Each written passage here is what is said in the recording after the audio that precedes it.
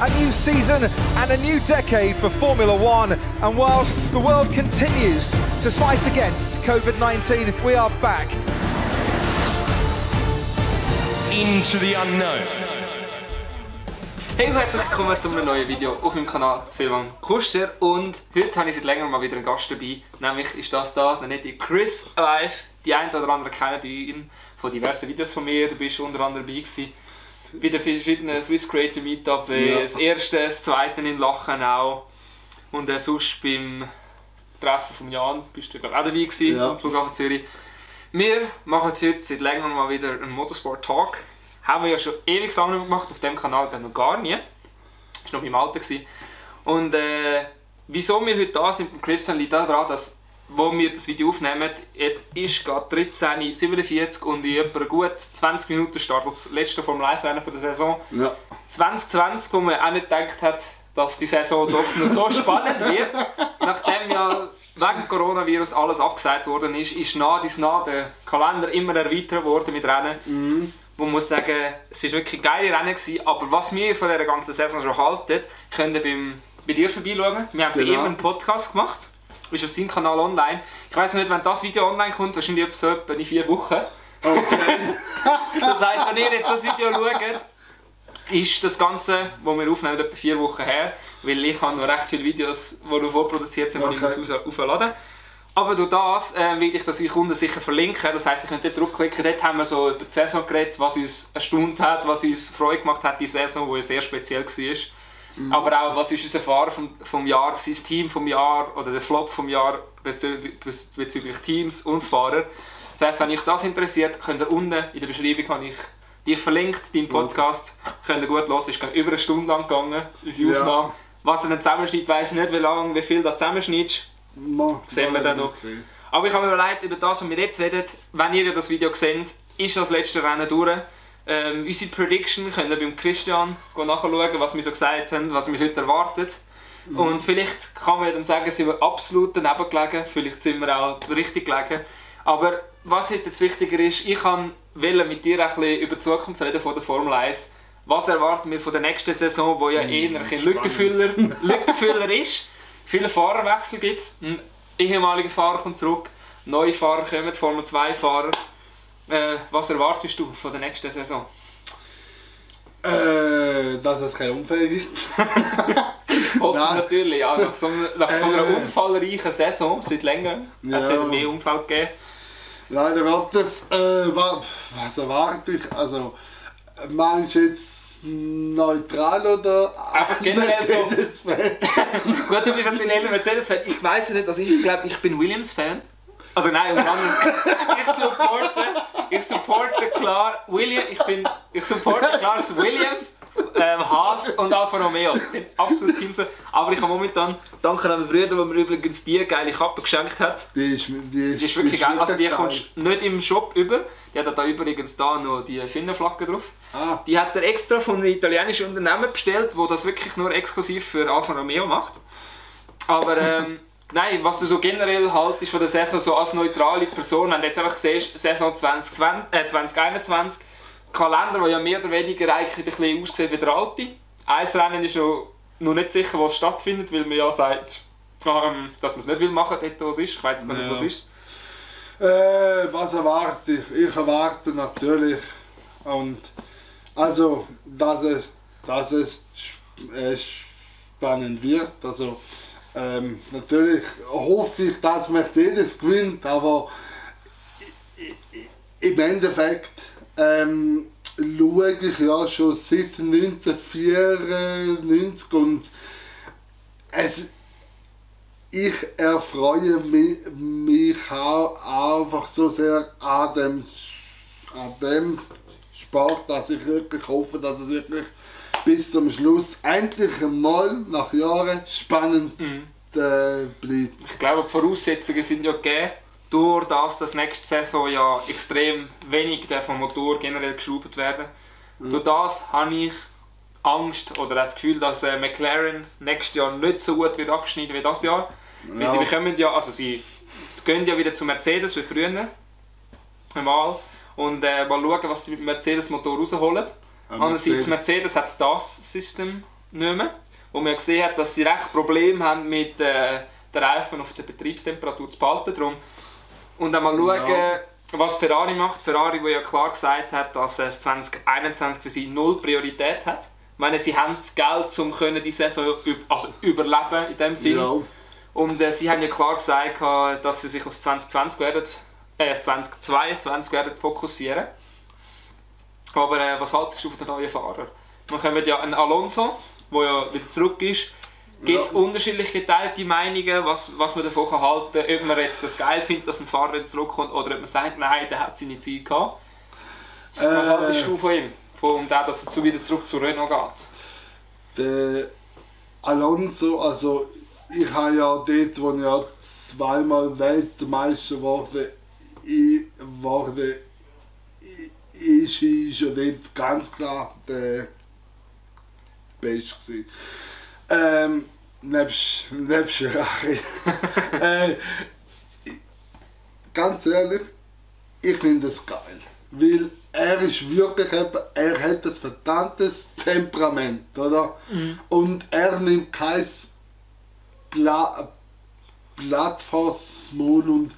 Aber es kommt nicht darauf an, weil wenn es gut läuft, dann macht das Sinn, aber wenn es dann nicht gut kommt, dann ist halt eher so, dass man sagt, es hätte nicht wirklich viel gebraucht, weil er muss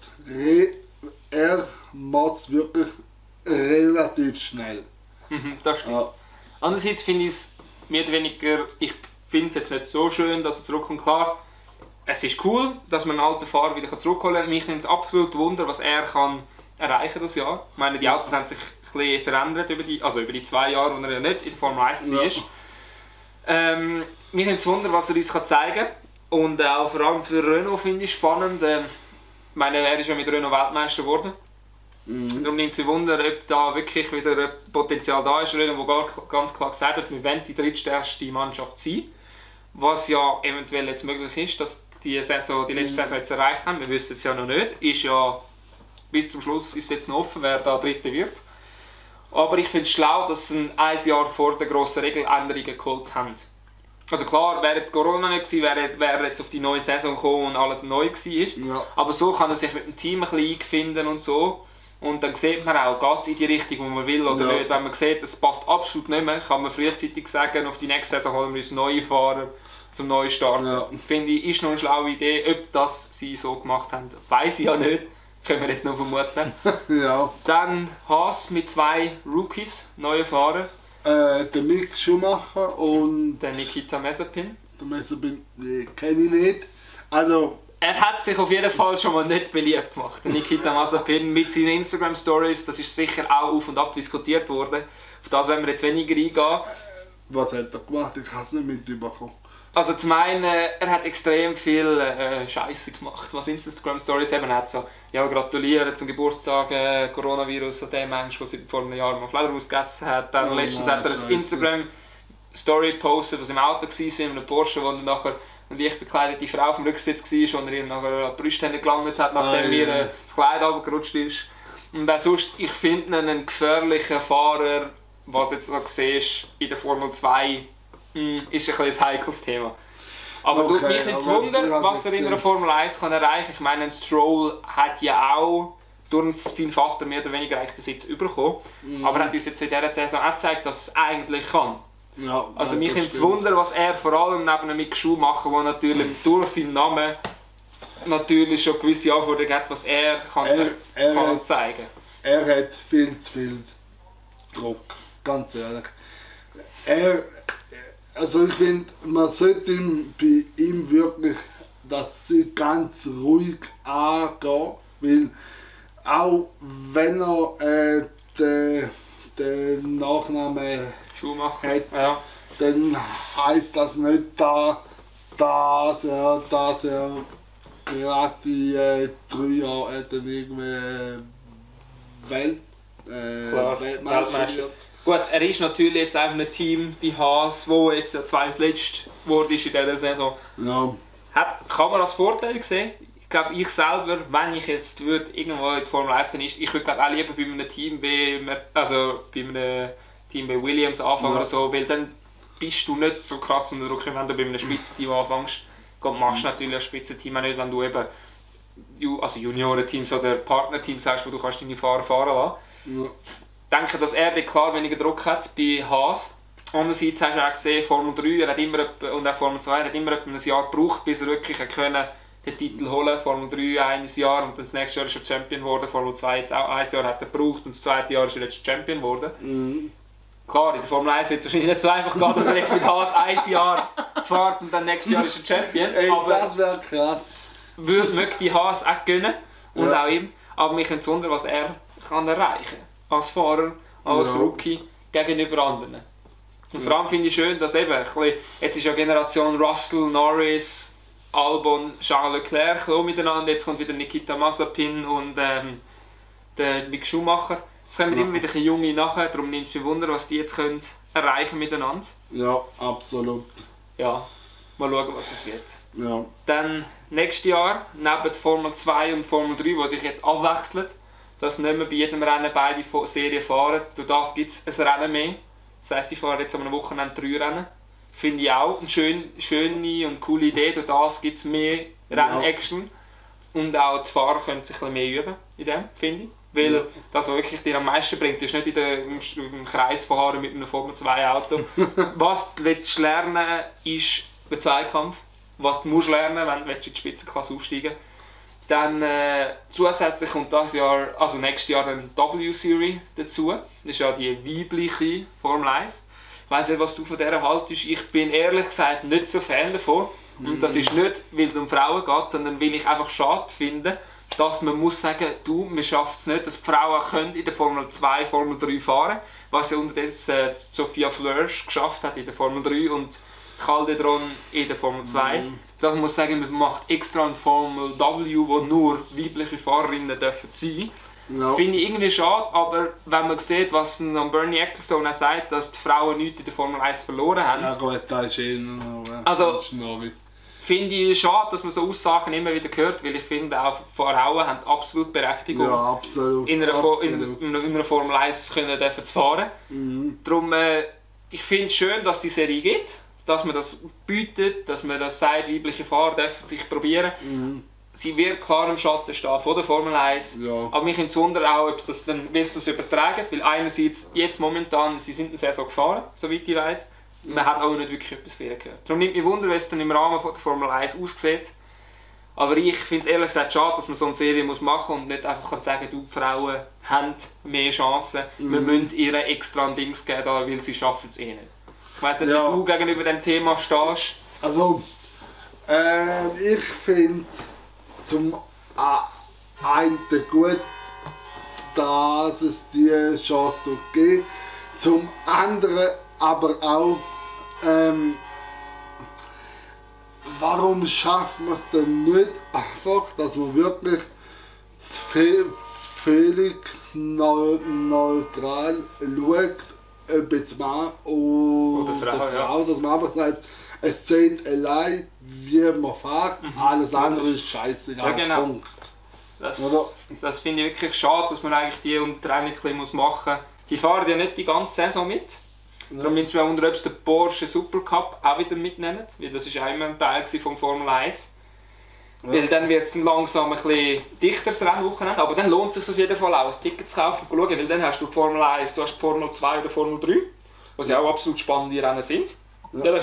Dann hast du die W-Series und dann hast du noch den Porsche Cup. Also hast du 4 Rennveranstaltungen an einem Wochenende, wo du kannst live schauen.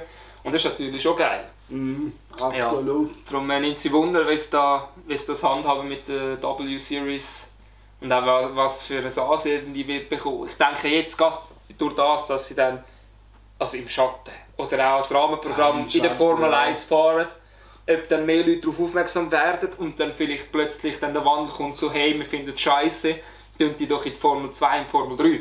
Oder ob sie sagen, oh nein, wir supporten die voll, machen es weiter so. Also es nimmt mich Wunder, wie Fans oder generell einfach Leute, die schauen, das unterstützen. Das nimmt mich Wunder. Kommt darauf an, wo die Frauen dann fahren tun, oder? Ich meine sowieso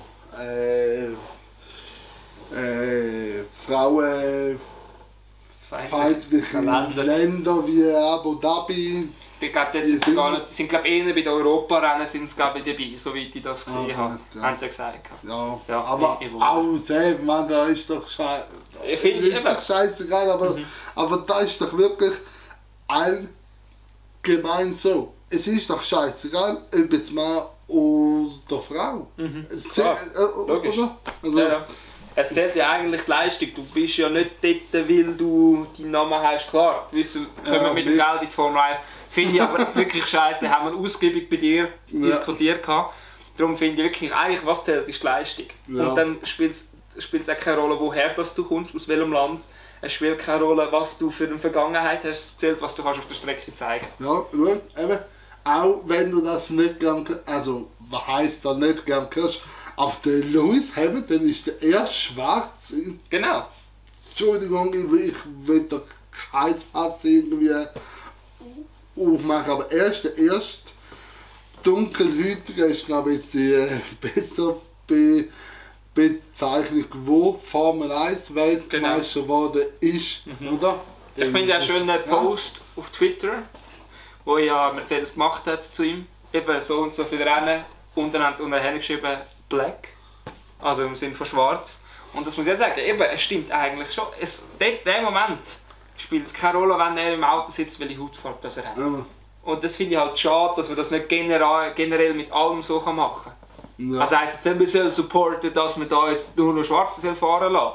Weil dann wäre es ja auch wieder ein Rassismus. Ja. Und das finde ich halt auch, generell sollten die Leute, es kommt ja nicht darauf an, woher du kommst, was für eine Hautfarbe du hast. Es kommt wirklich darauf an, was du kannst zeigen. Und man muss sagen, Lewis Hamilton, er hat das Talent.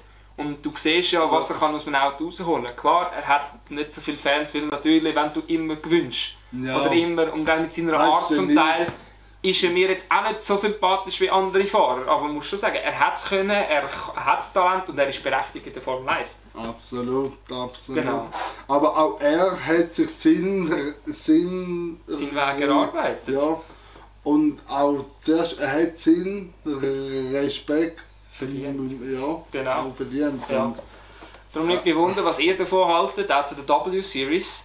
Schreibt es doch gerne mal unten in die Kommentare, weil wir haben es jetzt mittlerweile in 6 Minuten startet das Formel 1 Rennen. Wir schauen das jetzt und mal schauen, was das letzte Rennen der Saison so mit sich bringt. genau. Hoffentlich kein schlimmer Unfall mehr. Ihr Ja, werdet es ja schon bitte gesehen nicht. haben. Von dem her bedanke ich mich bei euch fürs Zuhören. Bei dir danke ich vielmals, dass du mich da eingeladen hast, dass wir da bei dir daheim das letzte Formel 1 Rennen schauen, dass du da So gut. ungeniert schnell mitgemacht hast beim Motorsport Talk. Und Ja, eben, wie gesagt, genau. wenn ihr jetzt noch mehr hören wollt, vor allem ein bisschen mehr Tiefgründiges, das sind jetzt ähnliche oberflächlich angestoßene Themen gewesen, weil wir ja nicht wissen, wie es definitiv nächstes Jahr wird aussehen, wie sich das mit dem Virus wird verändern. Darum bedanke ich mich bei euch fürs Zuschauen und Zuhören.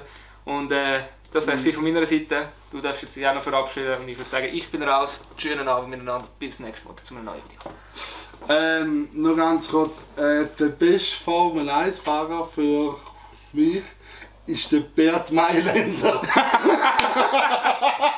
der Fahrer vom Jahr ist der Medical Car und der Ben Mailänder. Ja, das sind wirklich... Nein, das sind wirklich die besten Fahrer. Ja. Wenn der Ben Mailänder rausfährt, dann ist er immer in Führung. Wie viele Führungsrunden hat er schon gehabt? Mehr als gewisse Formel 1 Fahrer. Und es hat noch nie einfach geschafft, zu mich überholen. Also hey, da musst du Ja. auch fertig sein. Nein. Ja, dann mit dem hören wir jetzt definitiv auf. Nein, ist der Humor. Sagen, bis zum nächsten Mal. Danke fürs Zuhören.